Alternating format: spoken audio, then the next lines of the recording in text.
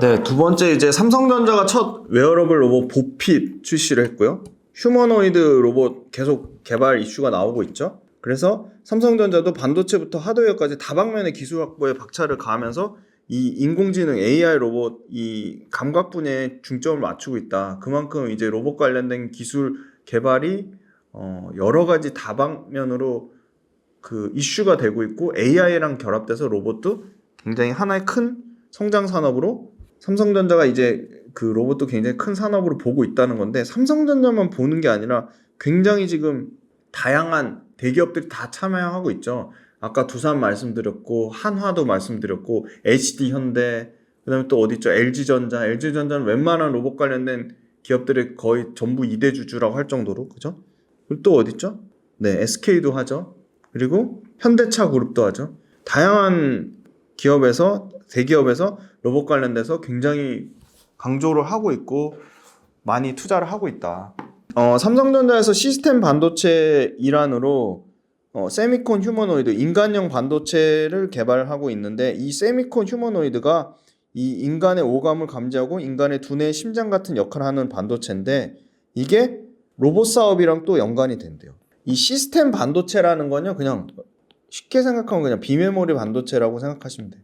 그래서 삼성전자가 미국에서 시스템 반도체 사업 비전을 공유하는 자리를 마련해서 현재까지 로봇 개발 현황과 비전 발표를 앞두고 있대요. 그래서 계속 삼성이 로봇 관련된 이슈를 만들어내고 있습니다. 그 다음에 두 번째는요. 첨단 로봇 산업. 이거 기대감이 큰데요. 첨단 로봇 산업 1.0 발표가 지금 원래 연내에 나와야 되는데 아직 안 나왔어요. 그래서 올해 3월 달에 국가 첨단 산업 육성 전략. 정부 정책은 가장 강력한 모멘텀이에요. 뭐라고 말씀드렸죠? 정부 정책은 가장 강력한 모멘텀이다. 정부 정책은 가장 강력한 모멘텀이다. 그래서 국가 첨단 산업 육성 전략 6대 핵심 산업의 로봇이 선정이 됐어요. 6대 핵심 산업. 그래서 로봇의 확장성과 로봇의 인프라 스트럭처 51개 핵심 과제를 개선할 예정이래요. 그러니까 로봇 관련돼서 정부에서 밀어주고 있다. 그 다음에 로봇 제품 원가의 30에서 40%를 차지하는 핵심 부품인 감속기를 SPG가 국산한 거예요. 그죠?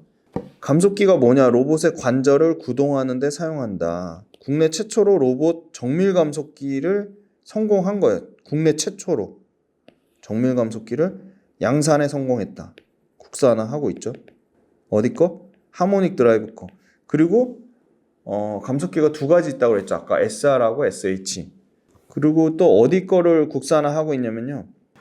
감속기가 두 가지인데 소형 쪽에서는 하모닉이 압도적으로 90% 넘고 중대형 좀 사이즈 큰 거는 이 납데스코, 납데스코가 거의 70% 넘게 차지하거든요. 중대형 납데스코. 그러니까 납데스코 것도 중대형 쪽도 SPG가 지금 국산화하고 있거든요. 그다음에 네 번째 모멘텀 이제 삼성 자산운용에서 코덱스 K 로봇 액티브 ETF. 요게 1,000억이 넘었더라고요. 보니까 1,378억이에요. 지금 시가총액. 1,378억이고 여기에도 SPG가 1.62%가 들어가 있어요. 너무 적게 들어가 있어요. 그래서 아마 이 비중 늘어나지 않을까. 보면 여기 나는 로봇 산업은 성장할 것 같은데 개별 기업은 잘 모르겠다. 그럼 ETF 투자하는 것도 절대 나쁘지 않은 전략입니다. 코덱스 K 로봇 액티브. 여기 보시면 레인보우가 당연히 압도적으로 제일 많고요. 네이버가 들어있고 삼성전자가 들어있어요. 그 다음에 T로보틱스 그리고 두산 이렇게 들어가 있는데 여기 SPG가 들어갑니다. 1.62%. 그리고 이제 다섯 번째는 로봇이 왜 많이 쓰여야 되는지 구조적인 이유가 엄청 중요하잖아요. 첫 번째가 이 최저임금위원회에서 최저임금 2.5% 올렸죠. 그래서 물가의 급격한 상승 속에 최저임금 인상에 따른 인건비가 계속 늘어나고 있어요. 근데 초기에는 로봇이 원래 대당 1억이 넘었는데 거의 막 2, 3억 했죠. 근데 지금 얼마까지 빠졌냐? 3천만 원대까지 가격이 싸졌어요, 로봇이. 그러니까 가성비가 엄청나게 좋아진 거죠. 근데 로봇은 뭐가 좋죠? 야근 시켜도 당연히 불만 없잖아요. 주말에 야근 주말 초과 일하는 거 전혀 상관이 없죠. 그러니까 생산성 측면에서 로봇이 월등히 좋은 거예요. 그죠? 거기다가 아직 초기 시장이에요. 그러니까 글로벌 시장 침투 가능성이 충분하다. 왜? 아까 중대형 감속기 쪽에 납데스코랑 소형 쪽에 하모닉 드라이브가 소형은 거의 90%, 중대형은 70% 이렇게 뭐 거의 독점 이었잖아요. 근데 이걸 이제 막 국산화하기 시작했거든요. 그죠? 이제 막 국산화했는데 결국은 국산화했다고 무조건 쓰는 게 아니라 이유가 있어야 되잖아요. 근데 가격이 일단 70% 이상 싸고요. 그 다음에 가격이 70% 싼데 커스터마이징도 잘 된대. 커스터마이징. 맞춤화. 고객 맞춤화. 그리고 이 일본 감속기 회사들이 공격적으로 캐파를 안 늘려주는 거예요. 이미 고객사가 차고 넘쳐가지고. 그래서 국내 레인보우나 두산은 사실은 국내 레인보우나 두산은 사실은 지금 SPG 플러스 국내 다른 감속기 회사로 계속 국산화 수요를 계속 늘리려고 하고 있어요. 지금 로봇도 하드웨어 경쟁력이 강화되니까 AI 소프트웨어랑 연결돼가지고 그죠? 로봇도 AI 관련된 그 산업이랑 확장성이 점점 커지고 있죠. 거기다가 유럽하고 미국은 우리나라보다 인건비가 더 세죠. 그래서 유럽과 미국 쪽으로 해외 판매 확대가 조기 실현된 필요성이 증가하고 있다. 이게 무슨 말이냐면 두산 로보틱스 같은 경우는 이미 지금 해외로 엄청나게 진출하고 있죠 지금. 그 다음에 네 번째 모멘텀. 자, 협동 로봇이 제일 지금 협동 로봇이 뭐냐면 로봇 그 팔이라고 보시면 되거든요. 산업용 로봇의 일종인데 지금 43만 대까지 7만 대에서 43만 대니까 6배 넘게 커지는 거고 연평균 20% 성장할 거라고 보고 있어요. 그게 AI랑도 결합되고 로봇 핸드 발전으로 다양한 작업 가능한 범용 로봇 팔 플랫폼으로 발전이 예상된다.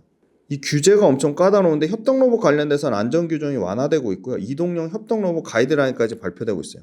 그러니까 정부에서도 정책적으로 규제를 완화하고 로봇 관련돼서 지원과 육성을 아끼지 않고 있다.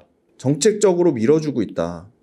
레인보우 로보틱스랑 두산 로보틱스가 계속 해외로 이미 두산 로보틱스는 해외 진출했고 레인보우 로보틱스도 이제 점차적으로 계속 해외 진출하는 게 많아지는데 두산 로보틱스랑 레인보우 로보틱스가 해외 진출하면 진출할수록 당연히 거기 들어가는 감속기를 만드는 SPG가 수혜를 받을 수밖에 없는 건데 이제 막 해외 진출하기 초입 단계인 거고 심지어 레인보우 로보틱스랑 두산 로보틱스 외에 한화 로보틱스도 국내 시장에서 계속 경쟁사 레인보우 로보틱스나 두산 로보틱스의 경쟁사로 계속 들어오면서 감속기가 더 많이 필요하겠죠. 근데 심지어 국내 로봇 관련된 회사들도 일본의 하모닉 드라이브나 납데스크 거를 썼다면 이제는 그걸 완전히 국산화 하려고 하고 있고 심지어 SPG 국산화 이미 쓰고 있고 그리고 정부에서 협동 로봇 안전 규정을 완화하고 이동형 협동 로봇 가이드라인을 내세우면서 계속 정책적으로도 규제를 푸는 쪽으로 나오니까 로봇 산업이 계속 커지는 건데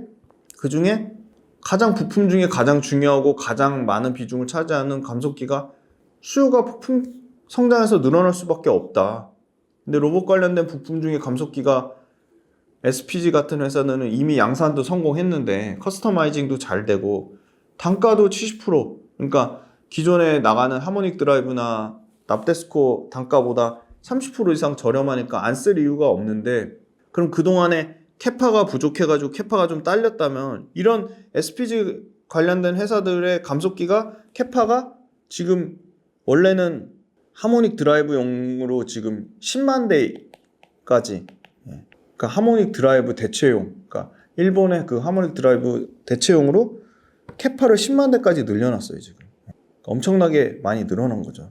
그럼 감속기 시장 자체가 엄청나게 커지고 있어요. 왜냐면 작년에 279만 대에서 2030년에 550만 대로 2배 넘게 증가하니까 연평균 성장률 치면 아까 20% 넘는 거고 하모닉 드라이브 자체도 감속기가 175만 대에서 385만 대로 전체 로봇용 감속기 시장의 69%다. 그러면 나머지 31% 시장을 SPG나 SBB 테크한테 기회가 있는 거죠. 근데 이거조차도 원래는 하모닉 드라이브가 90%였다니까요. 지금 60%대까지 떨어진 거예요. 그럼 이 떨어진 하모닉 드라이브가 30% 넘게 떨어진 시장을 SPG나 SBB 테크한테 당연히 기회가 있는 거고요. 그 다음에 로봇 관련돼서 계속 로봇이 엄청 정교해지면서 그 로봇의 관절 그게 많아지잖아요. 그러면 그 관절에 들어가는 감속기가 Q 자체가 어마어마하게 늘어나는 거예요. 로봇 관절이 많아질수록 관절이 더 정교해질수록 감속기가 기존에 한 관절당 2개씩 들어가는 게 4개씩 들어가고 7개씩 들어가니까. 그리고 로봇 구동이 고도화되고 있죠. 기존에 이 다족 보행 로봇이 12개, 휴머노이드가 28개, 12개에서 28개예요. 원래는 산업용 로봇에 들어가는 거는 4개에서 7개니까 3배. 그다음 휴머노이드 같은 경우는 7배가 더 들어가는 거죠. 네. 그래서 엄청 시장 성장이 가속화되고 있다. 네, 골드만삭스가 2030년에 휴머노이드 100만 대 시대가 될 거라고 했어요. 그러면 100만 대 기준으로 감속기가 2,800만 개가 필요한 거죠. 2,800만 개. 그리고 이 로봇, 이 관절이 발달해서 이게 로봇 관절, 그 로봇이 거의 사람 손, 로봇 팔이 사람 손에 유사할 정도까지 발전하면 40개 이상의 관절이 필요하대요. 그러니까 이렇게 관절이 빨리 늘어나서 감속기가 빨리 늘어나면 그거만큼 캐파를 못 따라가는 거예요. 여기 보시면 과거 로봇 수요 증가에 따른 감속기 수요를 일본 회사들이 충족을 못 한다는 거죠. 그래가지고 일본 회사들이 3월달까지 납품해달라고 했는데 3월달 납기를 못 맞춰서 10월달로 납기를 늦춘 거예요. 그러면 우리는 빨리 관절이 필요한데 감속기가 빨리 필요한데 빨리 달라고 해서 공급망이 어떻게 된다? 쪼개지는 거예요. 이원화되고 있어요. 쪼개져요. 공급망이 나눠져요. 아, 일본 업체들 맡겼더니 빨리 물건 안 갖다 주네. 그래서 국내 감속기 업체들한테 계속 기회가 생기고 있어요. 거기다가 하모닉 드라이브가 가격은 비싸게 받고 납기를 못 맞추니까 최근에 수주가 줄어들고 있어요. 그래서 오히려 하모닉 드라이브의 수주 감소, 아까 납데스코의 시장 점유율 뺏기는 거는 국내 SPG나 SBB 테크한테는 오히려 기회가 되고 있다. 그렇게 보고 있습니다.